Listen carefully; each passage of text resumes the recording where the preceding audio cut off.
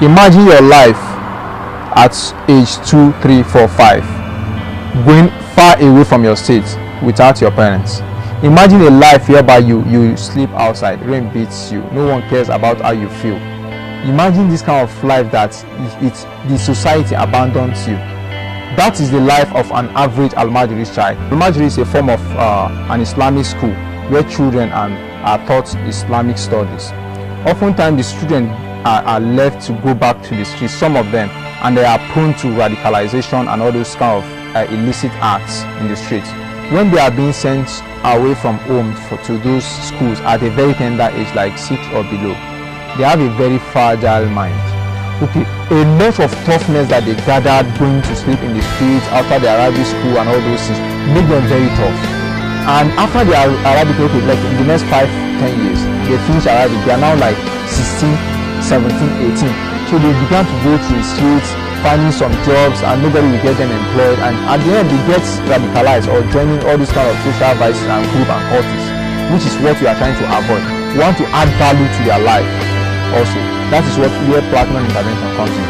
Right now, the Almajiri kids doesn't have any relationship with the parents. The links are being broken. So we are trying to bring them closer to fill the gap, such a way that we take them. If you want to do Almajiri, okay, it's your choice. It's good, good thing. But be that in your state under the care of your parents. And if you wish to be doing it in another state, it's also good. But we make sure we provide a links of communication whereby, okay, you get in touch with your parents once in a while so that they know how you are faring. So as not to remove the parental guidance or control at your early stage, which is very key in your life. Like me, I went to Almajiri school under the care of my parents. So it's a benefit to me. But the situation whereby children are left their parents' house, the parents send them miles away, hundreds of miles away to another state, without any linkage, without any contact to another Malam to start teaching them Arabic school. And the Malam start to use the children sometimes for farming. After years, even the main Arabic that they are meant to learn, they don't get time for it. And another important thing is that the society employs people that are very educated, especially the formal education. So most of these Almajiri, when they grow without formal knowledge or education, without attending formal schools, they start to grow, they become unemployed because they lack the necessary skills. So only place that they can get employed are other Arabic schools, which are very few compared to the number of Almajiris we have all over Nigeria, which is almost about 9 to 10 million. So most of them becomes grown-ups, lack necessary skills for jobs, becomes unemployed, and are prone to this radicalization, especially in the northeast.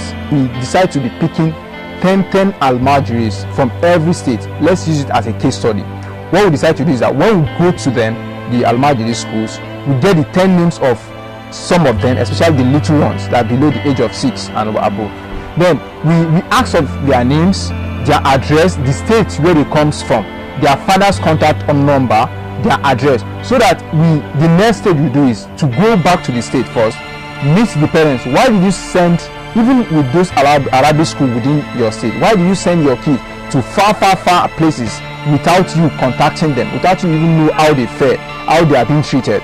So that's the second stage. Okay, when we know the reason and we convince the father or the parents to allow the child to agree to allow the child comes back in agreement that, okay, if you bring the child back, he or she, okay, will also be enrolled in an Islamic school, but under the care of the father, of the parents.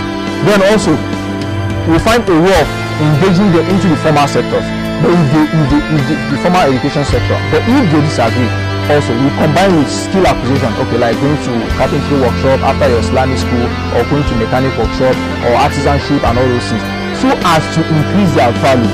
They can combine that with Islamic studies, at least, so they can become useful in the future. The most important challenge that we have here, which is the Malam refuse to give us addresses and contact address for those guardians of those children and where they come from, as if they are benefiting from it, as if there is a syndicate into it, which is, okay, like in case of Kebbi, they have a representative which, okay, all the children comes through. The representative is one that has the contact of all the parents and their addresses, and the Malam will refuse to give us the contact of such person, as if they wish they should be in that such condition. So, but we never relent, we continue. After some time, they began to cooperate.